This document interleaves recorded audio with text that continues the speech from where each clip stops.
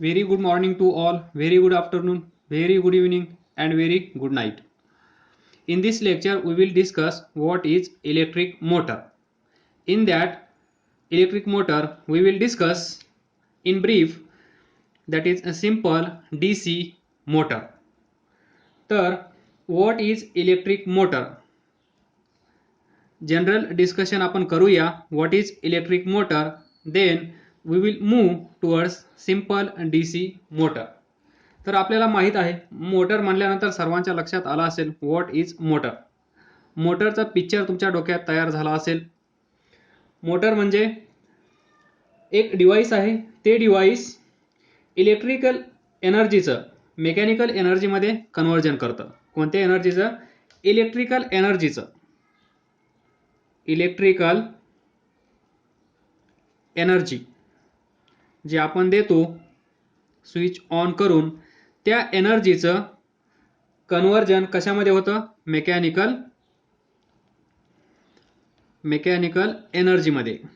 हे तुम्हाला माहित आहे. The electric motor is a device which is use to convert electrical energy into mechanical energy.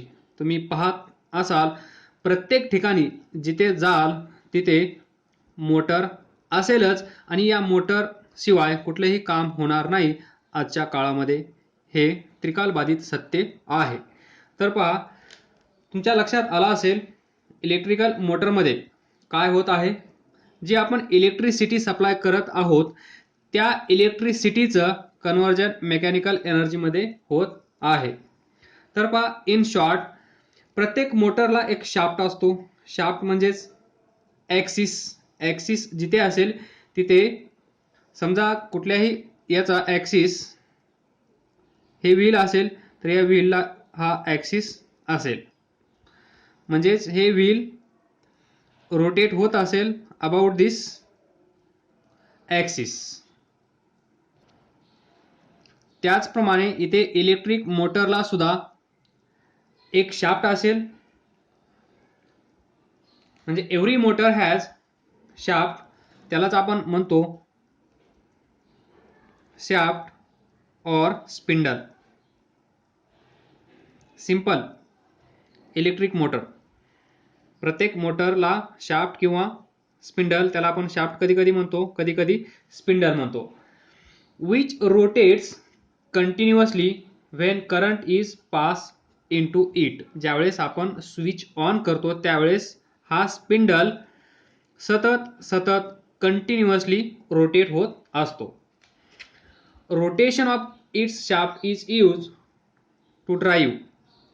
ज्यावेळेस shaft rotate होतो, हा स्पिंडल रोटेट होतो, त्यावेळेस आपल्याला ॲज अ आउटपुट काय भेटत असतं? त्या शाफ्टचा किंवा स्पिंडलचा यूज करून आपण काय करत असतो? आपल्या व्हेरियस मशिनरीज रोटेट करत असतो. Various types of machines in homes and industry we can run by using this simple logic. So for example,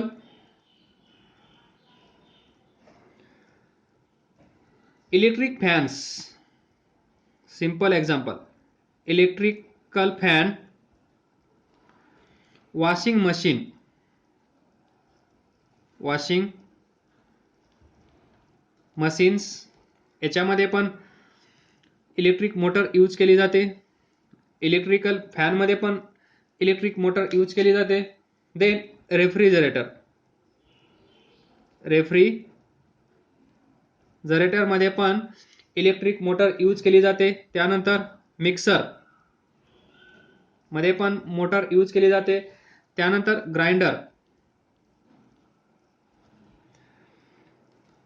mixer and grinder. Then electric car मध्ये पण याचा यूज केला जातो.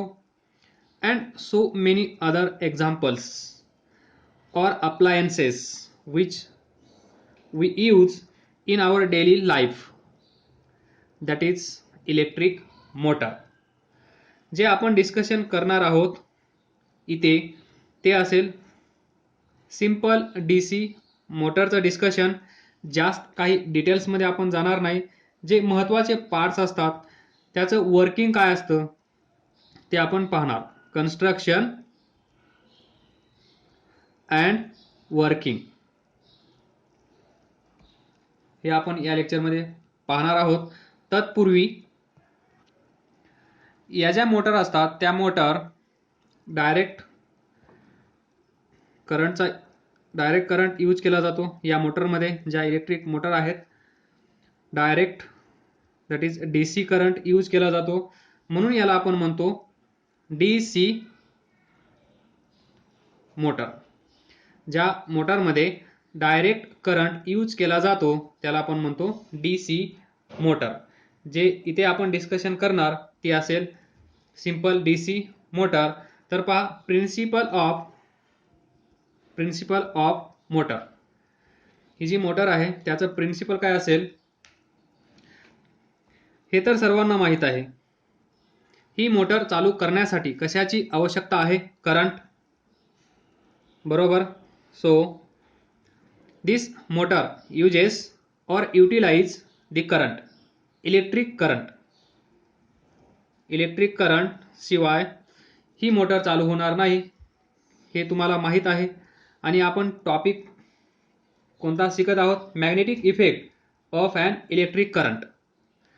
म्हणजेच इथे कंडक्टर असेल, त्याच्यातून करंट जात असेल आणि त्याच्यामुळे इथे मुवमेंट होत असेल त्या कॉइलची, तर पहा फोर्स याच्यावर ॲक्ट होतो, त्यानंतर त्याची तो मोशनमध्ये येतो. हे आपण सर्व डिस्कशन केलेलं आहे. तर पहा, मोटर युटिलायझेस द करंट, त्यालाच आपण काय म्हणू शकतो? Electric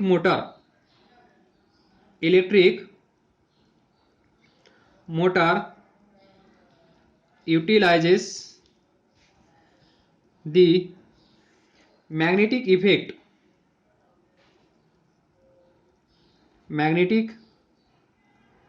effect of an electric current. प्रत्येक पॉइंट व्यवस्थित लिहून घ्या आणि हे असंच्या असं पाठ करून ठेवा. अगोदर समजून घ्या. समजून घेत असताना तुम्हाला 80-90% पाठ होऊन जाईल आणि राहिलेलं रिव्हिजन करता करता पाठ होऊन जाईल. तर पहा, नेक्स्ट दिस मोटर, हे तुम्हाला माहित आहे. Motor works on principle that when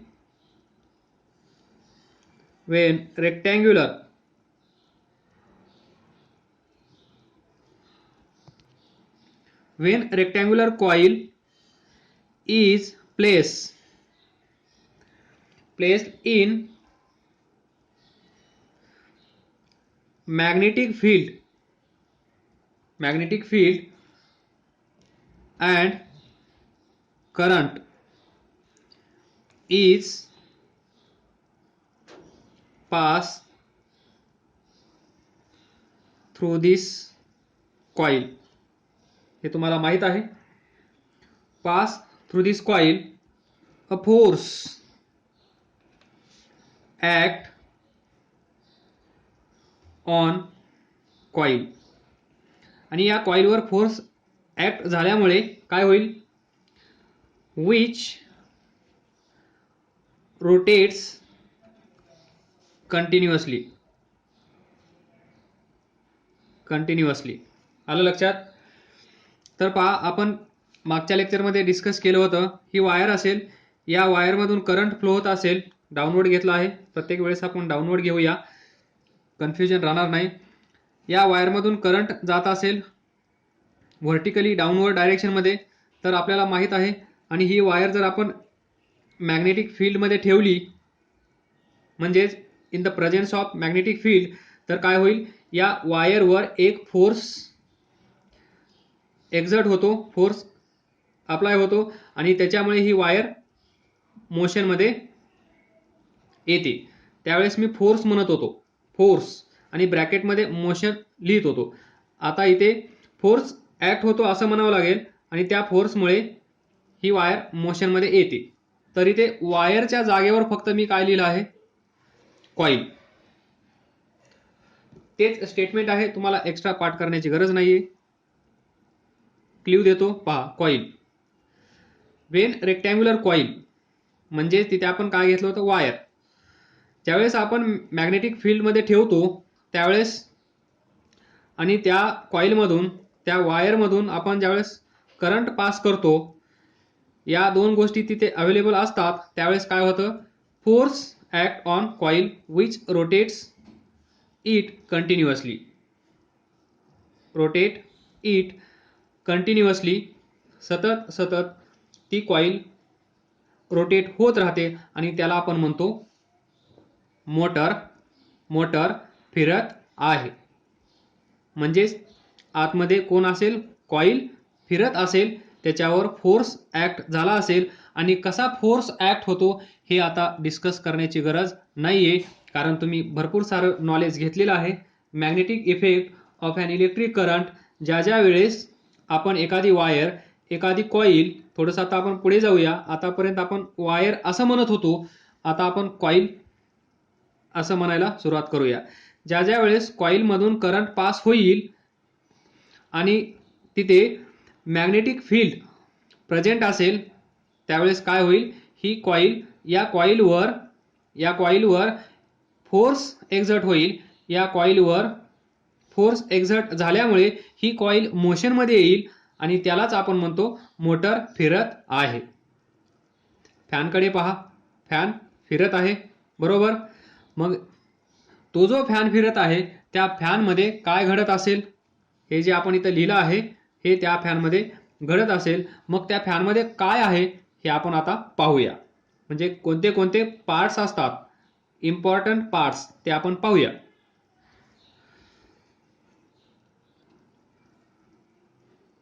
तर पहा, इलेक्ट्रिक मोटारचं कन्स्ट्रक्शन म्हणजेच different parts of electric motors. तर सुरुवात करूया. पहा, इथे असं असेल, दिस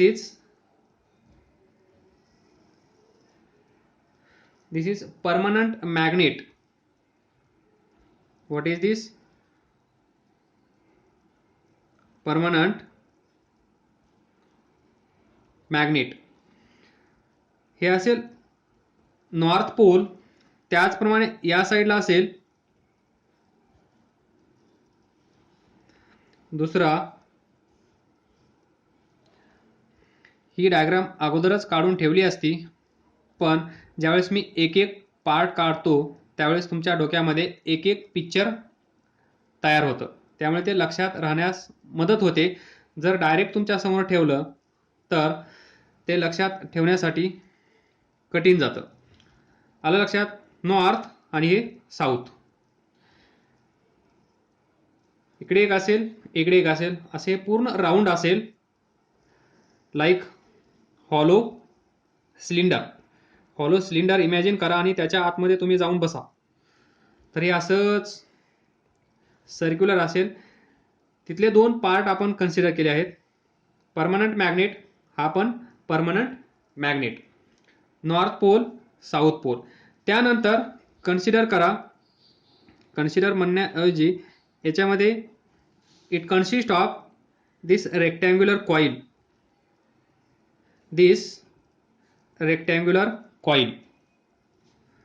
A, B, C, D. This is a rectangular coil. Then it consists of this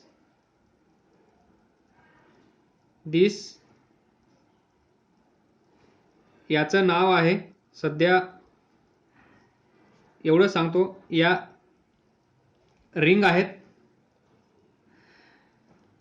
त्यानंतर इथे असा एक छोटासा पार्ट आहे, याला आपण म्हणतो समजा हा P हा Q, तर P आणि Q हे आहेत ब्रशेस, ब्रश आला असेल लक्षात तुमच्या, ब्रश. त्यानंतर हे जे आहेत दोन पार्ट, त्याला आपण म्हणतो commonly commutator. What is this? COMMU, commutator.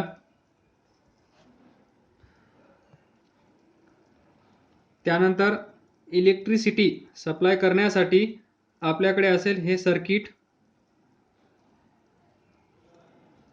म्हणजेच इथे काय असेल? बॅटरी. कम्युटेटर त्याला थोडक्यामध्ये आपण रिंग म्हणू शकतो. P आणि Q हे छोटे दोन पार्ट्स जे दिसत आहेत तुम्हाला, त्याला आपण ब्रशेस म्हणतो. इन डिटेल्समध्ये आपण पाहूया एक एक. तर पहा, सुरुवात कुठून करूया? फ्रॉम दिस एंड और centre. This electrical motor consist of rectangular coil ABCD. आणि ही जी कॉइल आहे ती कशी असेल? इन्सुलेटेड कॉपर वायरची. दिस insulated, very first, rectangular coil ABCD which is insulated,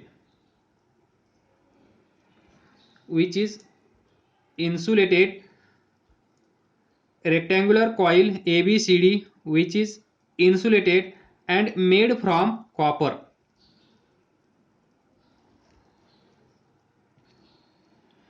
आणि ही जी कॉइल आहे ती कॉइल कुठे ठेवली आहे? हा जो परमनंट मॅग्नेट आहे, यांचा शेप कसा आहे पहा. हे कसे बनवलेले आहेत? Horse shoe type. यांचा शेप कसा आहे? शेप ऑफ मॅग्नेट कसा आहे? Horse shoe type. Horse shoe type permanent magnet. याला M म्हणा, याला M म्हणा, M फॉर मॅग्नेट. तर या दोन मॅग्नेटच्या मध्ये ही कॉइल ठेवली आहे.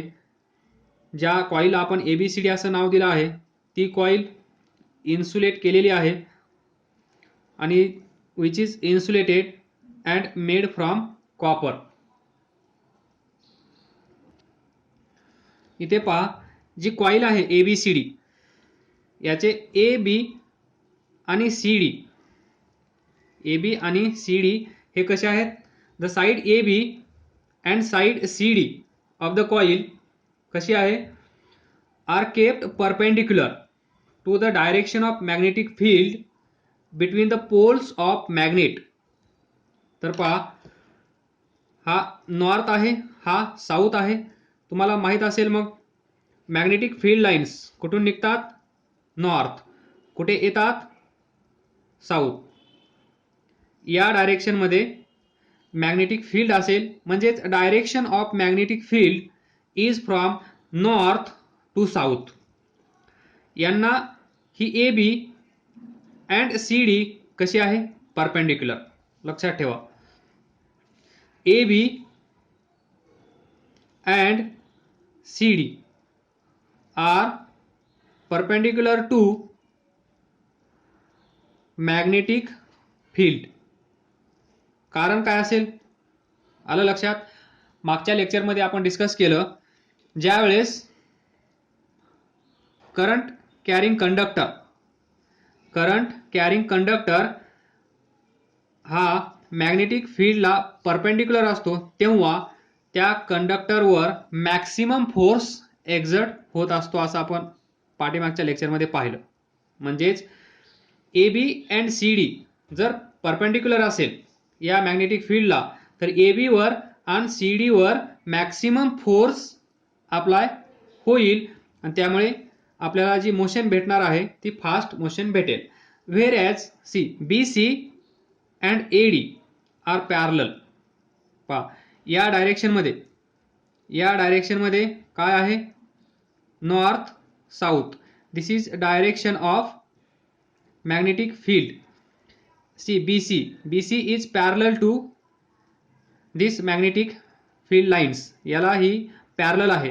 आणि आपण हे पण डिस्कस केलं, ज्यावेळेस अशी सिच्युएशन असते म्हणजेच magnetic field lines, magnetic field ज्या कंडक्टरमधून करंट फ्लो होत असतो त्याला जर पॅरलल असेल तर या BC वर कुठल्याही प्रकारचा फोर्स ऍक्ट होणार नाही. म्हणजेच no force is acting on BC. No force is acting on BC when it is parallel to the magnetic field. But when AB is and CD is perpendicular to the magnetic field, then maximum force is exerted on AB and CD, whereas force on BC and AD is 0. हे लक्षात ठेवा. This is more about this coil ABCD. Then next, this commutator, यालाच आपण म्हणू शकतो पहा, दिस कॉम्युटेटर. याच्याबद्दल थोडंसं ऐकून घ्या. नंबर 1, यालाच आपण असं म्हणू शकतो स्प्लिट रिंग ऑर कॉम्युटेटर म्हणजेच स्प्लिट रिंग. तर पहा, the two ends of the coil, इथे पहा, दिस A and this D are welded permanently to two half ring X and Y. तर याला नाव द्या X, या साईडला नाव द्या Y. हा जो हाफ पोर्शन आहे त्याला X, हा या राईट साईडचा जो पोर्शन आहे त्याला Y. म्हणजे ही जी रिंग आहे, हा जो कम्युटेटर आहे, याचे दोन पार्ट केले आहेत, लेफ्ट पार्ट, राईट पार्ट. लेफ्ट पार्टला आपण X नाव दिलं आहे, राईट पार्टला आपण Y नाव दिलं आहे. तर पहा, याला आपण म्हणतो टू हाफ रिंग्स. ही एक हाफ रिंग X, ही एक हाफ रिंग Y. तर पहा, X Y हाफ रिंग, ही दुसरी हाफ रिंग. आणि इथे पहा, ही जी ABCD कॉईल आहे, या कॉईलचं एंड A X ला अटॅच केला आहे, D एंड हे Y ला अटॅच केला आहे. आणि ही अटॅचमेंट कशी आहे, परमनंट. म्हणजेच आपण काय म्हणू शकतो, end A and end D of coil is permanently welded to the two half ring X and Y. आलं लक्षात. एक तर रेक्टँग्युलर कॉईल आहे, त्या रेक्टँग्युलर कॉईलचं A एंड या रिंगला जोडला आहे, D एंड Y ला जोडला आहे. आणि ही जी जोडणी आहे, ही जी अटॅचमेंट आहे, ही कशी आहे, परमनंट. म्हणजे कॉईल रोटेट झाली तर या रिंग पण त्या कॉईल सोबत रोटेट होणार.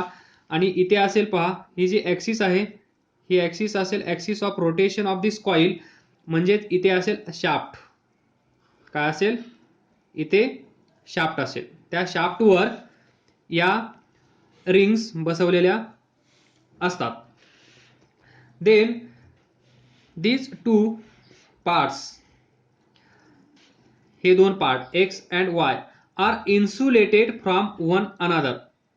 हे कसे आहेत, they are insulated from one another and mounted on shaft of the motor.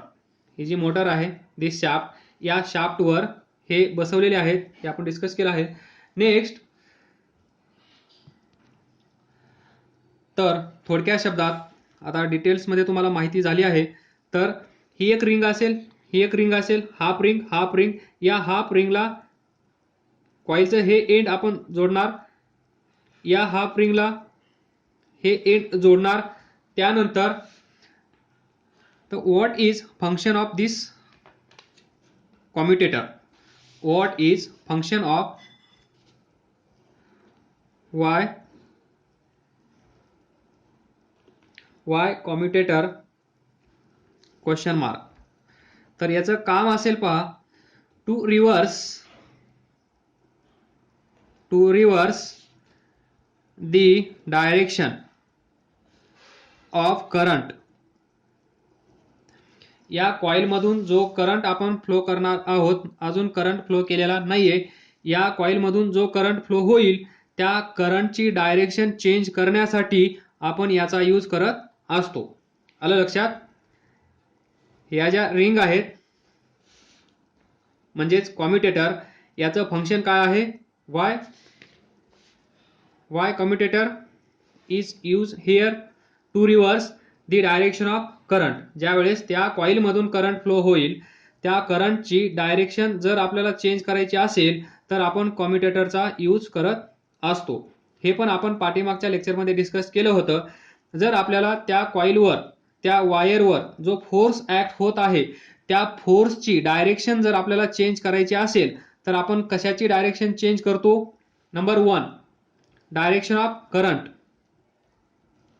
Number 2 direction of magnetic field, direction of magnetic field. हे डिटेल्समध्ये पाठीमागच्या लेक्चरमध्ये डिस्कस केलं आहे. जर आपल्याला त्या वायरवर, त्या कंडक्टरवर, या कॉइलवर जो फोर्स ऍक्ट होत आहे त्या फोर्सची डायरेक्शन जर चेंज करायची असेल तर आपण 2 प्रकारे करू शकतो. एक तर त्या कॉइलमधून जाणारा करंट ची डायरेक्शन चेंज करा किंवा direction of magnetic field change करा. तर काय होईल? त्या कॉइलवर जो फोर्स ऍक्ट होणार आहे त्या फोर्सची डायरेक्शन ऑटोमॅटिक चेंज होईल. म्हणून आपण हे काम करण्यासाठी, या कॉइलमधून जाणारा करंट त्याची डायरेक्शन चेंज करण्यासाठी आपण कशाचा वापर करणार आहोत? कॉम्युटेटर. आणि कॉम्युटेटर सिंपल आहे. It is made from 2 half rings. एका रिंगचं नाव आहे एक्स, दुसरी हाफ रिंग त्याचं नाव आहे वाय. तर हे खूप झालं डिटेल्समध्ये. हे तर पहा नेक्स्ट इथे पहा कार्बन ब्रश. हा जो ब्रश आहे हा कशाचा असतो? Carbon brush, P&Q. तर पहा, जर आपण बॅटरी या मोटरला अटॅच केली म्हणजेच करंट फ्लो करायला सुरुवात केली तर आपल्याला या कॉइलला ही वायर जोडावी लागेल की नाही? तेव्हाच या कॉइलमधून करंट फ्लो होईल. हे सर्वांना मान्य आहे? हो सर. इथून करंट निघेल, इथे येईल आणि या कॉइलमधून जाईल. पण ज्यावेळेस हा शाफ्ट फिरायला सुरुवात करेल, हा शाफ्ट फिरेल, त्यावेळेस वायरची सिच्युएशन काय झालेली असेल पहा. वायर आपण याला फिट केली आहे. तर जर हा शाफ्ट फिरत असेल तर त्याच्यासोबत ही वायर पण फिरायला पाहिजे. मग वायर फिरून फिरून त्या वायरमध्ये ट्विस्ट तयार होईल आणि ट्विस्ट झाल्यामुळे एका सेकंदात किंवा एका मिनिटाच्या आत ही वायर ब्रेक तुटली जाईल. तर हे होऊ नये म्हणून आपण इथे यूज केले गेले आहेत हे P आणि हे Q, कार्बन ब्रशेस. तर या शाफ्टवर, समजा हा शाफ्ट असेल तर या शाफ्टवर या साईडला एक ब्रश आणि या साईडला एक ब्रश, म्हणजे हा शाफ्ट फिरत राहील. हा शाफ्ट असा फिरत राहील पण हे ब्रशेस इथेच असतील. फक्त यांच्यामध्ये कॉन्टॅक्ट असेल लाईक फ्रिक्शन. आलं लक्षात? या दोघांमध्ये फ्रिक्शन होत असेल, या शाफ्टमध्ये आणि या कार्बन ब्रशमध्ये फ्रिक्शन होत असेल. हा शाफ्ट आतल्या आत फिरत असेल असा पहा. हे बोट म्हणजे ब्रश आणि हा शाफ्ट. तर पहा, हा शाफ्ट फिरत आहे. पहा, हा शाफ्ट फिरत आहे इन दिस वे, म्हणजे इथे फ्रिक्शन होत असेल. हा शाफ्ट फिरत आहे. तर हे 4 फिंगर म्हणजेच ब्रश, हे 4 फिंगर म्हणजेच कार्बन ब्रश. तर मग याचा यूज काय? The function of carbon brush carbon brush. याचं काय काम असेल? To make contact with rotating rings. कोणत्या? X and Y. X and Y सोबत कॉन्टॅक्ट ठेवण्यासाठी अँड थ्रू देम, त्यांचा वापर करून, through them to supply current to the coil. Current to coil. पहा हे जे लिहिलं आहे ते पहा. इथून करंट आला, हा कार्बन ब्रश P, याच्यातून करंट पुढे जाईल, इथे कॉन्टॅक्ट होईल, तिथून करंट या हाफ रिंगला भेटेल, दॅट इज कॉम्युटेटरला भेटेल, आणि इथून हा करंट इकडे जाईल या कॉईलमध्ये.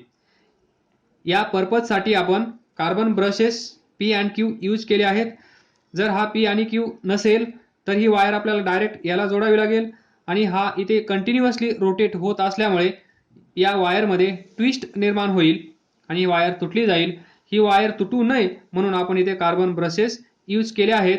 हे तुम्हाला सिंपल सांगितलं आहे. इन दिस वे हा शाफ्ट फिरत राहील आणि हा ब्रश या शाफ्टच्या या रिंगच्या कॉन्टॅक्टमध्ये असेल आणि करंट कंटिन्युअसली फ्लो होत राहील. करंटमध्ये ब्रेक येणार नाही. या कॉईलला करंट सतत प्रोव्हाइड केला जाईल.